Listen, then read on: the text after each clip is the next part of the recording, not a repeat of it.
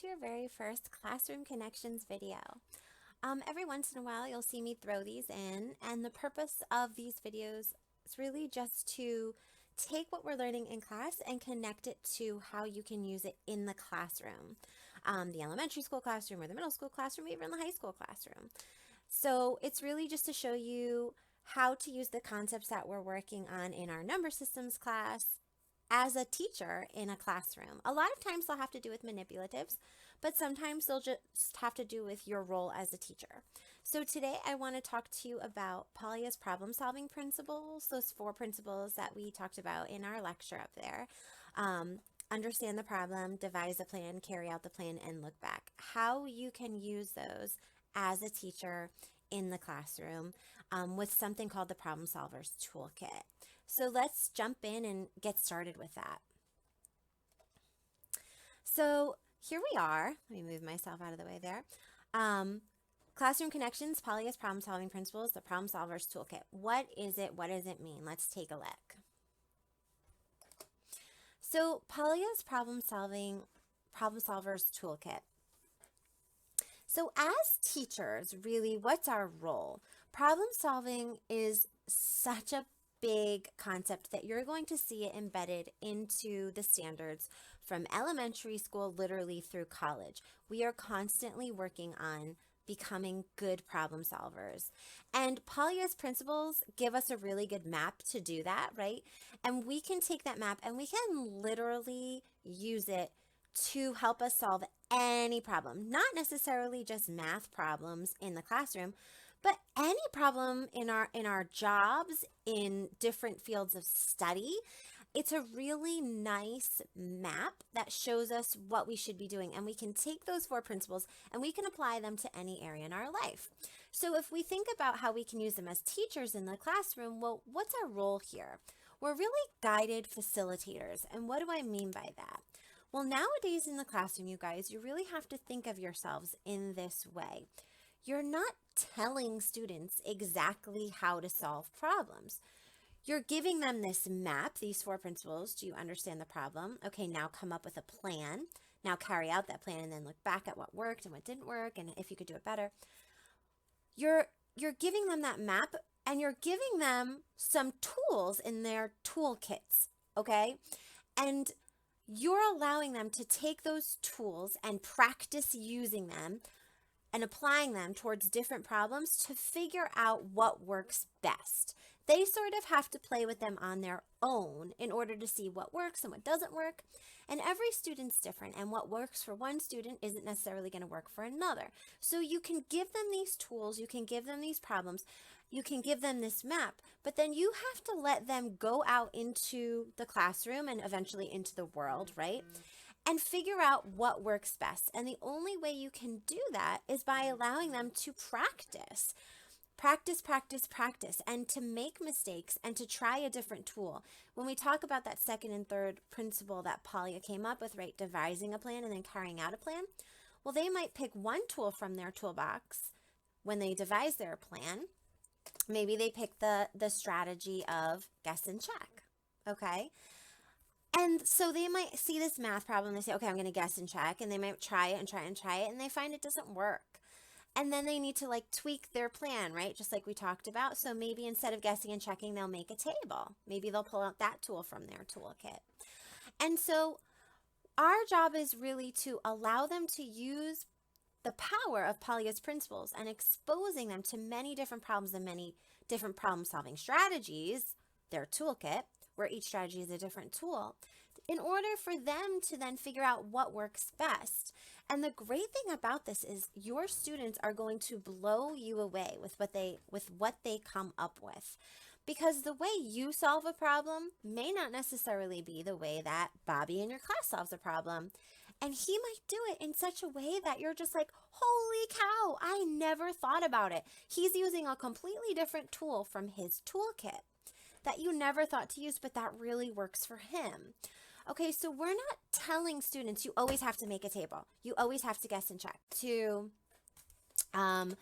use algebra. Okay, we're giving them this toolkit of tools, of different strategies that they can pull from, But then we're allowing them to devise their own plan, carry out their plan, tweak their plan, and to try out different tools from their toolbox to see what works best for them and to see what works best for each type of problem too. All right, and that doesn't mean we can't tell them sometimes, okay, try making a table, see how that works for them. Of course we can. We are the experts in the classroom, right? We are there to guide and facilitate. So yes, of course, sometimes we can tell them the specific tool to maybe try pulling out of their toolbox to see if it works. But what I'm trying to say is ultimately you want them to be able to independently solve these problems. And the only way to do that is to allow them to pull tools from their toolkit and try them out and tweak them and try this tool and then that tool. Try making a table, try guessing and checking, try using algebra. These are all different problem solving strategies that we're going to explore in this chapter. Allow them to try it and see what works and see what doesn't. And that's that fourth principle that Polly came up with, right? Look back and analyze what you did. Tweak what you need to. Was there a better tool we could have used? And the only way they're going to be able to figure that out is by practicing. Okay, drawing a diagram. There's another tool in our toolkit.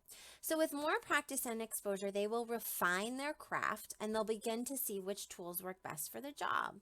All right, and if you think about, we as math teachers have this set of tools that we use and this set of tools that we're going to give our students as problem solvers. But if you think about any job in the world, guys, they all have their own toolkit. All right, so think about an artist, right? These are the tools an artist might use. And the more times that artist creates and uses these tools, they're going to refine their craft and figure out what works best for what type of medium. So maybe they're a painter. Maybe they try oil paints, watercolors, whatever. And the more that they paint with these different types of paints, they figure out what works best for them, what helps them refine their craft, their vision. All right.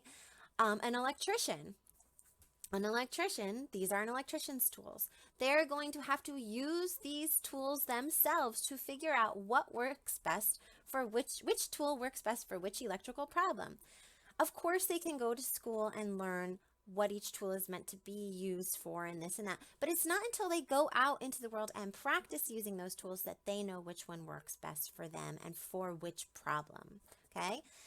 A doctor, same thing, right? When they're diagnosing a medical condition, these are the tools they'll use. And with the more patients that they see, the better able they'll be able to pick the right tool as they devise and carry out their plan for diagnosis.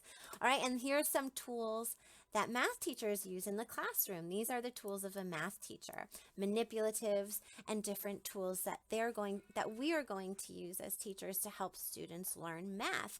And the more students we come into contact, the better we'll understand which manipulatives to use for which concept and which student. Okay, so it's the same thing.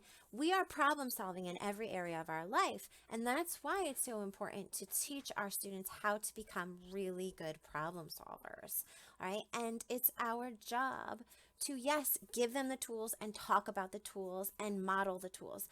But then, even more importantly, we need to let them go out into the world, go out into the classroom. We need to give them problem after problem after problem after problem and different types of problems. And to take those principles that Polya gave us to help them devise that plan, carry out the plan using those tools, figuring out which tool works for what problem, okay? And the only way they're going to do that is if we allow them to practice with those tools independently, okay? So what I really wanted you to understand is that, yes, we're going to give our students this toolkit, and each problem-solving strategy, if we're thinking about math specifically in the classroom, each problem-solving strategy is a different tool that they can use to solve a problem. And we need to talk about them and expose them to these tools that they have in their toolkit. But we also need to allow them to then go out and use Polya's principles to devise their plan and tweak their plan on their own, figuring out which tools work for which types of problems and which tools don't, and which tools work best for them for specific types of problems, because what works best for me may not necessarily be what works best for you. And you are going to see how incredibly amazing the power of allowing your students to figure out what works and what doesn't, what they're able to generate and come up with, and how they solve problems, and just how incredible it is. So this is really powerful stuff. Polya gave us this map that we can use to solve almost any problem. And it's our job to sort of allow our students, to give our students this toolkit of tools and allow them to figure out what works and what doesn't. All right? So have fun in the classroom and make sure that you are exposing your students to a myriad of problems and allowing them to try out each of those tools that you give them on their own to figure out what does and does not work. And you can guide and facilitate that with questions and examples and modeling. But ultimately, you have to make sure that they're thinking about, well, what, in that fourth principle, right? Look back, what worked, what didn't work, what worked for me, okay? What worked best for this type of problem. All right, guys. See you later.